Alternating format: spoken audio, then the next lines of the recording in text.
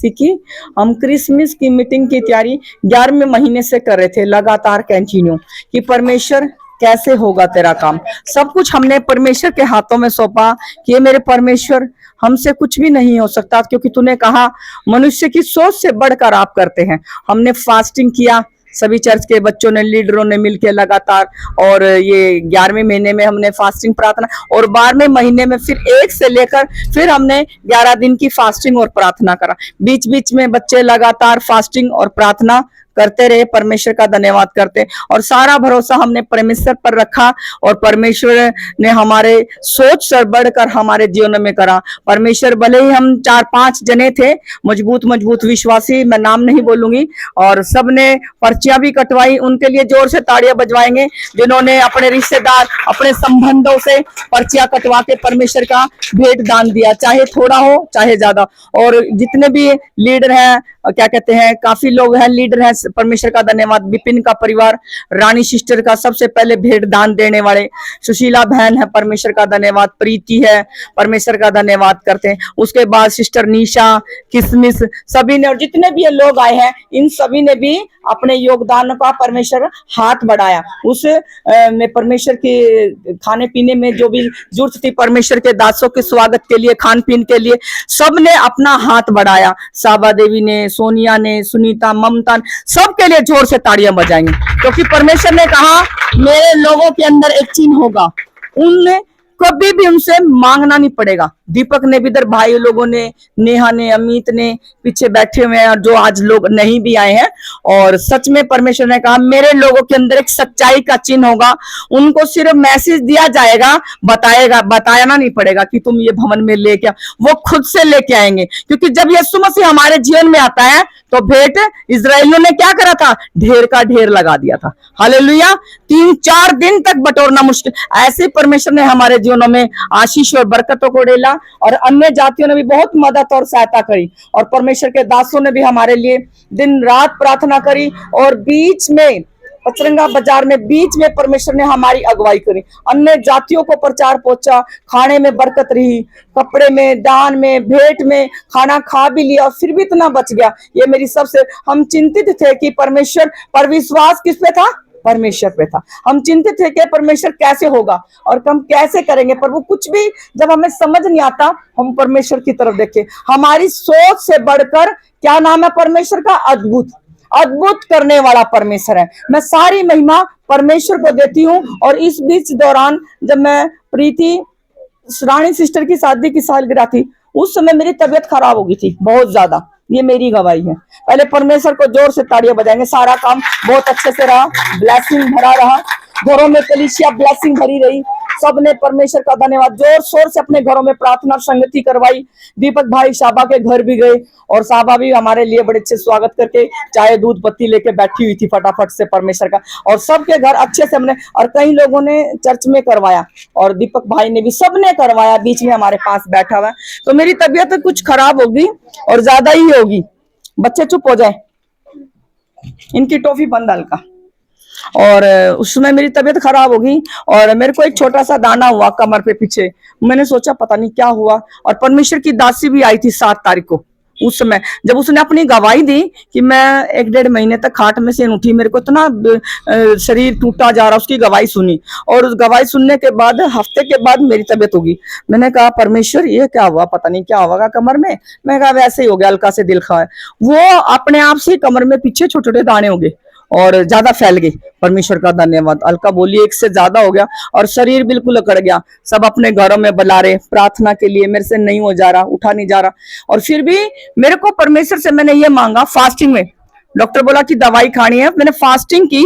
मैं दवाई तो मैं शाम को या दोपहर के बाद खाऊंगी। 2:30 बजे मैंने दवाई खाई, और उससे पहले क्या करा ना, मुझे भूख लग रही। 2:30 बजे भी, मैं सच में कह रही, मुझे भूख नहीं लग रही थी, पर मुझे जबरदस्ती 2 रोटी खा के दवाई खानी पड़ रही थी। और फिर 4 बजे जाना घरों में प्रार्थना के लिए, सुसमाचार फोन करना। मैं अपने दुख को बिल्कुल ही भूल गई कि मेरे को दुख इतना सारा हो रहा है। अलका कहती मम्मी इतनी परेशान हो रहे आप, रहने दो, क्या जरूरी है। मैंने कहा नहीं, कोई भी ना बोले इस चीज के लिए, कुछ भी ना बोले। मैंने संगति में भी जाना। दीपक भाई का फोन आया, पास्टर जी आप हमारे घर प्रार्थना, हमारी मशीन आ गई।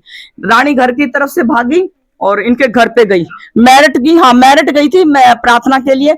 और उसके बाद दीपक भाई के, मैंने अपने दुख को नहीं देखा, सारी महिमा परमेश्वर को दी। और प्रभु ने मुझे दुख और परेशानी आई, मैंने पास्टर से प्रार्थना करवाई और विश्व को दिया।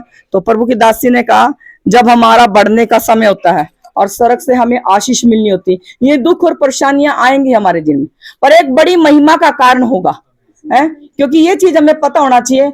मैंने कहा परमेश्वर सारी महिमा तुझे मिले, अगर कुछ भी है मेरे परमेश्वर सारी महिमा। और सच में जब हम अपने जीवन का बलिदान देते, अपने शरीर का बलिदान और त्याग देते, उस परमेश्वर ने हमारे लिए जो अड़े रहते हैं और खड़े रहते हैं, उस दुख को नहीं देखते। लोगों को भी बताने की जरूरत नहीं, सिर्फ प्रार्थना करें। मैंने यही कहा कि प्रार्थना करें। और शीना ने गवाही दी मुझे आके कि पास्टर जी कुछ लोग आपके पीछे लगे हुए थे सपने में, जब मैं आपके लिए प्रार्थना कर रही थी ना, मैं फूट फूट के रो रही थी।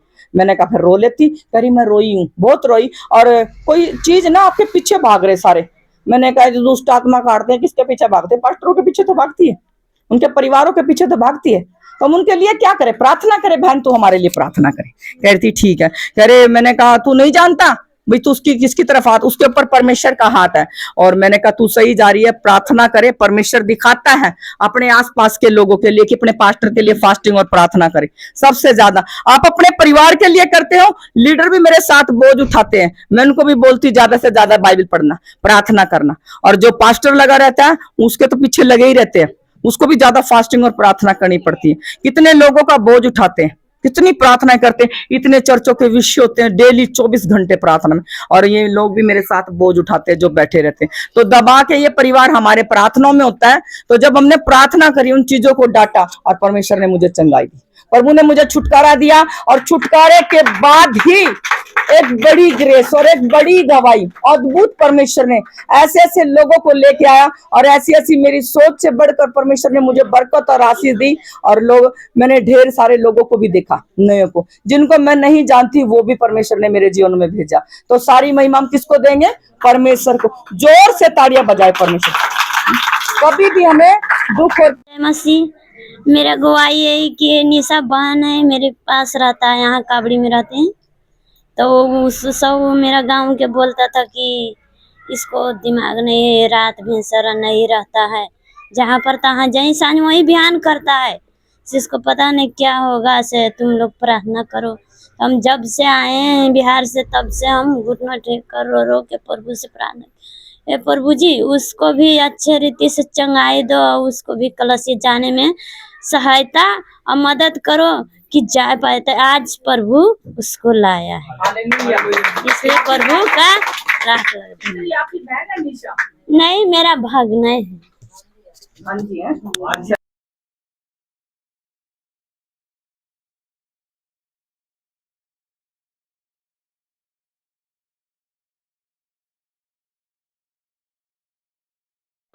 मेरा नाम पिंकी कुमारी है, मैं काबड़ी से आई हूँ। और कल मेरा हस्बैंड हमसे पूरा लड़ रहा था, रात में पूरा गाली दिया मेरे को। हम कुछ भी नहीं उसको बोले, बस के हे प्रभु जी, जो बक रहा, जो कुछ भी बोल रहा है वो अपने लिए बोल रहा है, मेरे लिए नहीं बोल। हमेशा बोले उसको आशीष दीजिए प्रभु जी की, ताकि मेरे वो साथ चले और बैठकर ताली बजाए। तो मैंने प्रभु जी से प्रार्थना किया, मन ही मन। वो गाली देता रहा सारा रात, 12 बजे रात तक गाली दिया। मैं कुछ भी नहीं बोला, सिर्फ हे प्रभु, और जो भी मेरे को बोल रहा है, गाली दे रहा है, क्या कर रहा है, मेरे को उससे कोई मतलब नहीं। बस प्रभु जी उसको मेरे साथ भेजिए। उसका सुबह हुआ, आज का दिन वो मेरे साथ आए।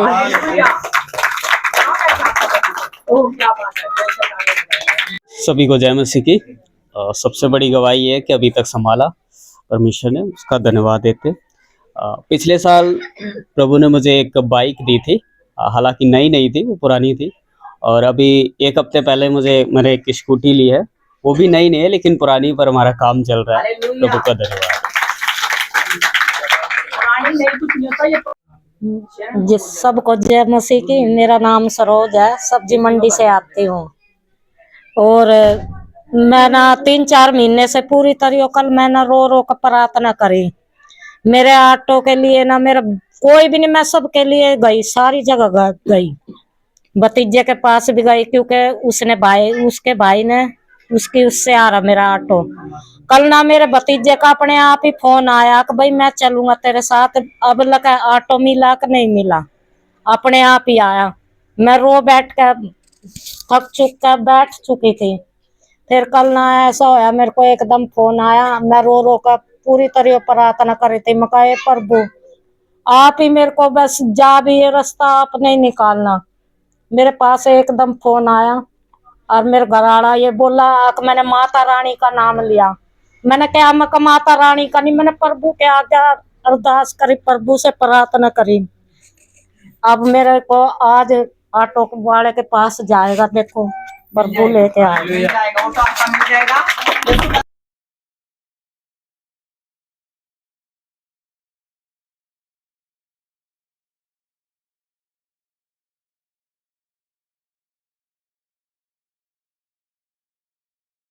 सबको जय मसीह की। मेरा नाम सिद्धि है, मैं गुड़ मंडी से आती हूँ। मेरी गवाही है कि क्रिसमस की मीटिंग थी हमारे यहाँ 15 तारीख को, और उससे पहले कोई भी इंतजाम नहीं था, बिल्कुल ही नहीं था, और कुछ भी नहीं पता था कि कैसे होगा क्या होगा। लेकिन मैं उस खुदा का धन्यवाद करती हूँ। यहाँ प्रार्थनाएं चल रही थी कि घरों की प्रार्थनाएं प्रभु ब्लेस करे, और ऐसा इंतजाम किया उस खुदा ने, ये हमारे सोच से बढ़कर किया, किसी चीज की घटी नहीं होने दी। मैं उस खुदा का धन्यवाद करती हूँ। और मेरी गवाही मेरे पति के ऊपर है। जब मैं उन्हें बोने के लिए हम समझाते थे तो वो हमसे लड़ते थे। वो कहते थे प्रभु ही समझाएगा मुझे, तुम बोने के लिए ना बोला करो। बस बोने के लिए बोलते थे तो लड़ाई मस्ती थी बहुत ज्यादा ही। तो हमने इस विषय में पास्टर जी को बताया। मैं चाहती थी कि जैसे औरों के पति बोते हैं, मेरे पति भी बोए। वो क्यों नहीं बोते हैं? क्योंकि प्रभु बोझ भी देना होता था तो मेरी मम्मी की पेंशन से होती थी। जो भी घर की प्रार्थनाएं होती थी वो मम्मी कराती थी। मैं चाहती थी मेरे पति के भी बंधन टूटे, वो क्यों नहीं कर पाते हैं? मैंने ये प्रार्थना विषय अब पास्टर जी को दिया। पास्टर जी ने प्रार्थना करी। मैं उस खुदा का दिल से धन्यवाद करती हूँ कि इस साल क्रिसमस इवेंट भी मेरे पति ने करी। घर की प्रार्थनाएं जो मुझे भी नहीं पता था, पायल क्या करना है, पायल क्या करना है, मेरे से भी आगे आगे उन्होंने सब कुछ किया। मैं उस खुदा का धन्यवाद करती हूँ। मेरे पति को बोने वाला बनाया और मुझे भी प्रभु ने बोने वाला बनाया। मैं उस खुदा का धन्यवाद करती हूँ। किसी चीज की घटी नहीं होने दी। सालों साल खुदा ने संभाला और आगे भी संभाले। यीशु मसीह के नाम से सबको आशीष देती हूँ।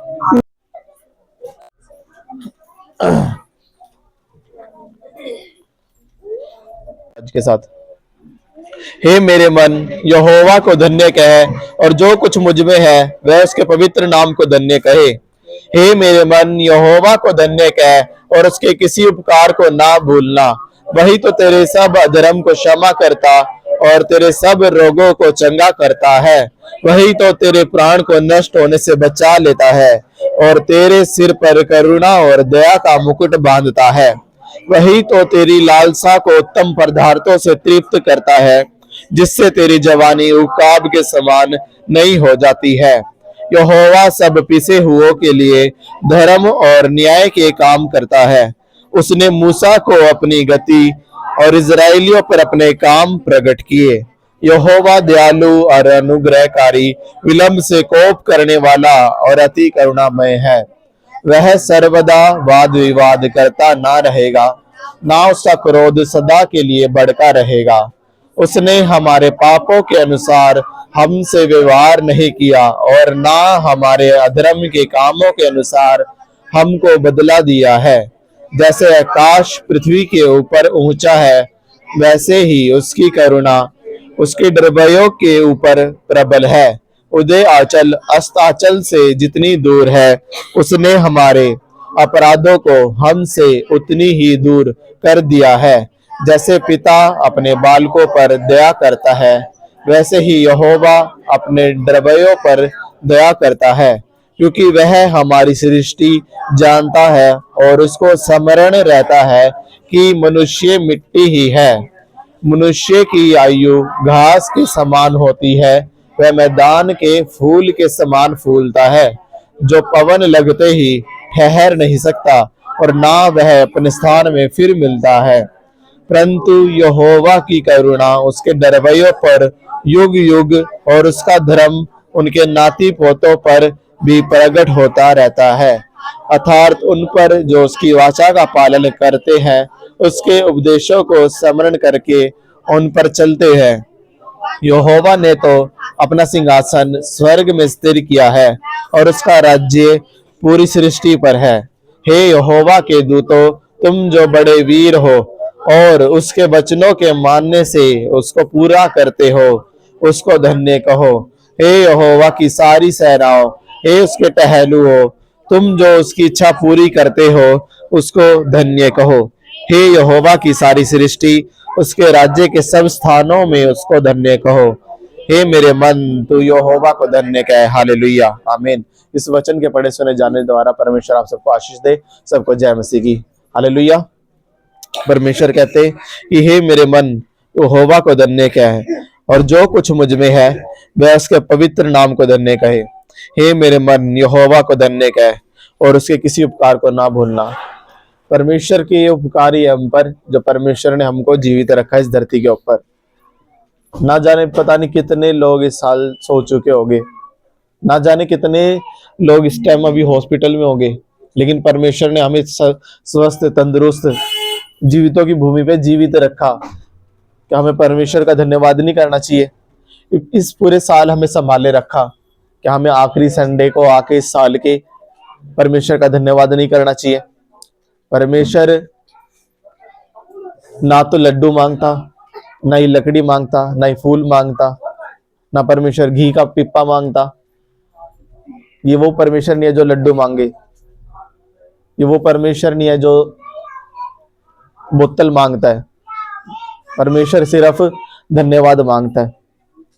बाइबल में लिखा, परमेश्वर को धन्यवाद ही का बलिदान चढ़ा। लिखा, धन्यवाद की बलि चढ़ाने वाला, धन्यवाद बोलने वाला अपने जीवन में महिमा को देखता है। परमेश्वर वचन में लिखा कि जो कोई अपने चरित्र को उत्तम रखना चाहता है वह परमेश्वर को धन्यवाद करना चालू कर दे, परमेश्वर को धन्यवाद की बलि चढ़ाना चालू कर दे। अगर हम अपने लाइफ में अपने चरित्र को उत्तम देखना चाहते हैं, अपनी लाइफ में हम ऊंचाइयों को देखना चाहते हैं, तो परमेश्वर को हर एक बात के लिए, हर एक छोटी से छोटी बात के लिए धन्यवाद करना शुरू कर दीजिए। परमेश्वर इस वचन के द्वारा आप सबको आशीष दे। सबको जय मसीह की। हालेलुया।